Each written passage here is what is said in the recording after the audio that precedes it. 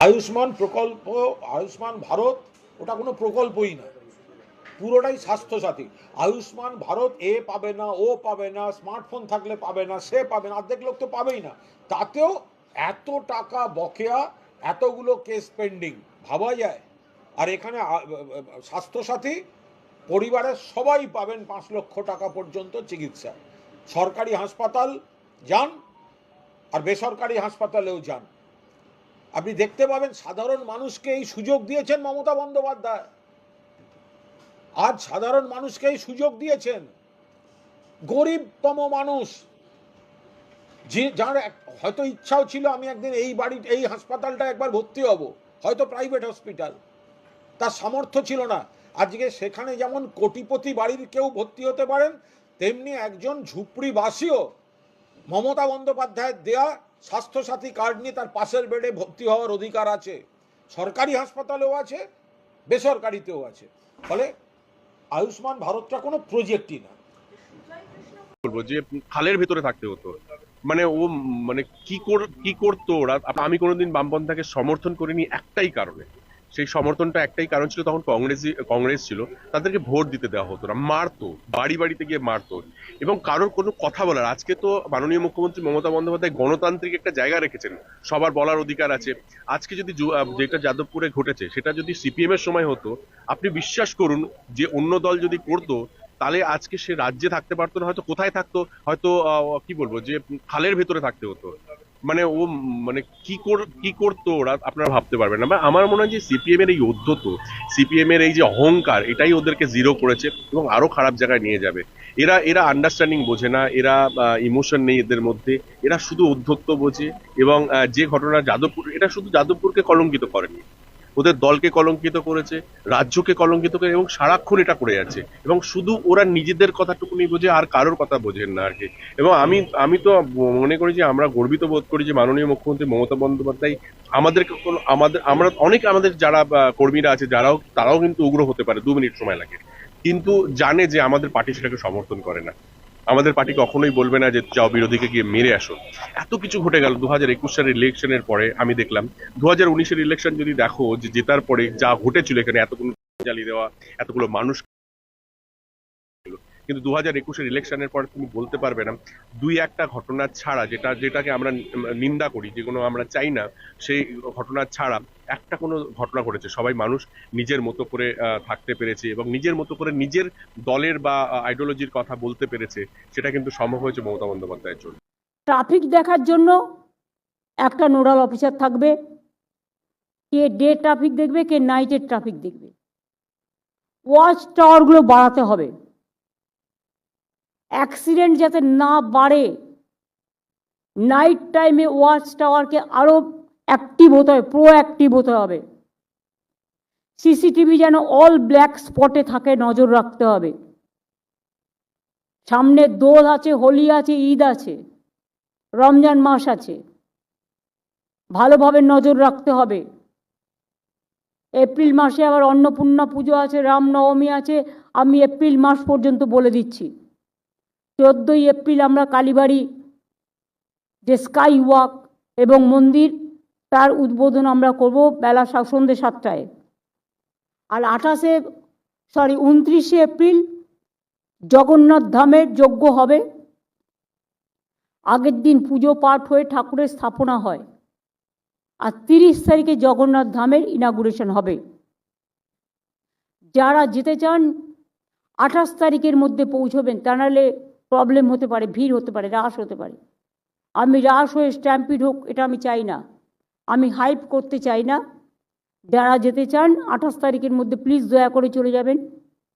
29 তারিখে যজ্ঞ হবে, ঠাকুরের স্থাপনা হবে, কিন্তু 30 তারিখে ইনাগুরেশন হবে। আমি কিন্তু 29 আর 30 তারিখে গাড়ি অ্যালাউ করব না। যারা যাবেন তাদের কিন্তু দীঘার ঘেট থেকে হেঁটে যেতে হবে, বা কিছু বাস থাকবে, যতটা পারবে তাদের এগিয়ে দেবে, কিন্তু আমি 3-4 কিলোমিটারের মধ্যে গাড়ি অ্যালাউ করতে পারবো না। সুতরাং গাড়ি নিয়ে যারা যেতে চান তাদের কিন্তু 28 তারিখ বেলা 3টের মধ্যে পৌঁছতে হবে। আমিও সেই রকমই পৌঁছাবো। আর ওটা নিয়ে আমি আলাদা পরে আবার মিটিং করব। আমি পরশুদিনও একটা মিটিং করেছি, আগেও করেছি। ওটা নিয়ে আমি আলাদা একটা মিটিং করব, তখন ডিটেলস আলোচনা চলবে।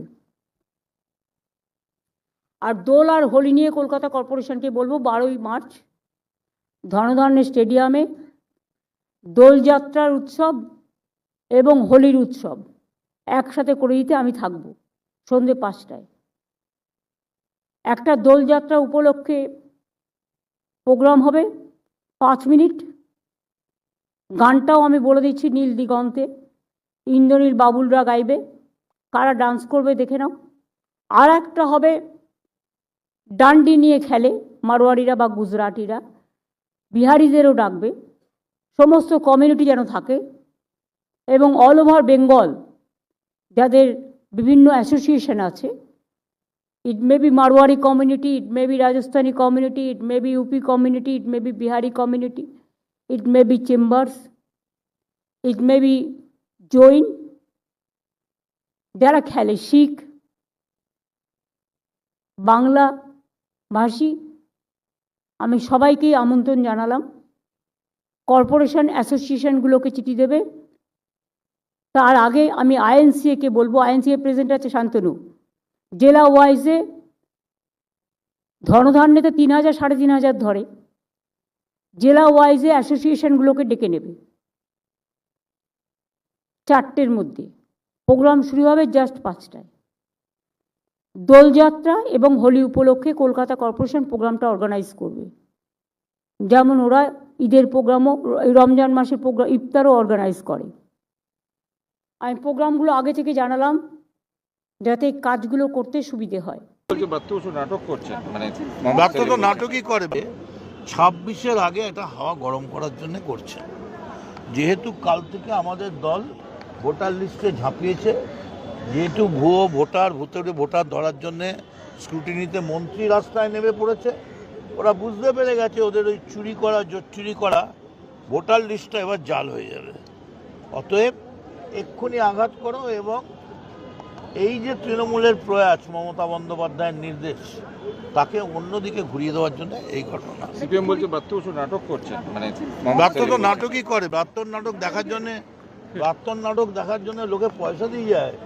আমি আজ অব্দি খবর নিয়েছি একাডেমিতে গত 3 বছরে ব্রাত্য যতগুলো নাটক করেছে একদিনও একটা টিকিট পড়ে থাকেনি, সবসময় হাউস। ব্রাত্যর নাটক লোকে পয়সা দিয়ে দেখতে যায়। আর সিপিএমের নাটক লোকে ঘেন্না করে দূর থেকে, শাসনে মজিদ মাস্টারের নাটক দেখেছে, সিপিএমের 34 বছর ধরে নাটক দেখেছে, দেওয়ার নাটক দেখেছে। সিপিএমের নাটক কেউ পয়সা দিয়ে দেখতে যায় না। ব্রাত্য তো সব থেকে ব্রাত্যজনের মতো একটা বই কজন পড়েছে? ব্রাত্য একটা অত্যন্ত বড় নাট্যকার। এতে কি হলো, ব্রাত্যকে আঘাত করে শুধু শিক্ষামন্ত্রীকে আঘাত করলেন না, যে নাট্য জগৎ, যে নাট্য আন্দোলন, যে গণ আন্দোলন, যে বামপন্থা নিয়ে আপনাদের এত গর্ব, সেই গণনাট্যর ওপরেও কিন্তু, সেই সংস্কৃতির ওপরেও কিন্তু আঘাত করলেন। ছাত্ররা বারবার দাবি করছে যে এতদিন ধরে ছাত্র সংসদ নির্বাচন হচ্ছে না কেন, তার জন্যই আজকের এই আন্দোলন। তার জন্য দীর্ঘদিন ধরে আপনারা একটা কাজ করুন না, এই নির্বাচন হচ্ছে না কেন বলে আপনারা একটা মিছিল ডেকে দিন, কবে ডাকবেন টাইম বলে দিন, আমরাও মিছিল টিছিলগুলো করি। আমাদেরও গা হাত পা সব গুটিয়ে যাচ্ছে, আমরাও শুকিয়ে যাচ্ছি না। ব্রাত্যর আজকে যাওয়ার সঙ্গে হঠাৎ মিটিংয়ের কি, আর মিটিং করে তো গোয়ারান হারবেন। আমি এখন থেকেই বলে দিচ্ছি, নমিনেশন দিতে পারবেন না, হেরে যাবেন, তারপরেই বাইরে গেটে ধর্নায় বসে যাবেন, মুখে কাপড় বেঁধে কালো, যে আমাদের গণতন্ত্র কেড়ে নিল, আমাদের ভোট দিতে দিল না, আমাদের নমিনেশন দিতে দিল না। এই তো অবস্থা। আর যদি বা গোলে টোলে কেউ একটা দুটো কোথাও গলে যায় এদিক ওদিক, সেটা আবার তৃণমূলেই চলে আসবে। লাভ কি আছে?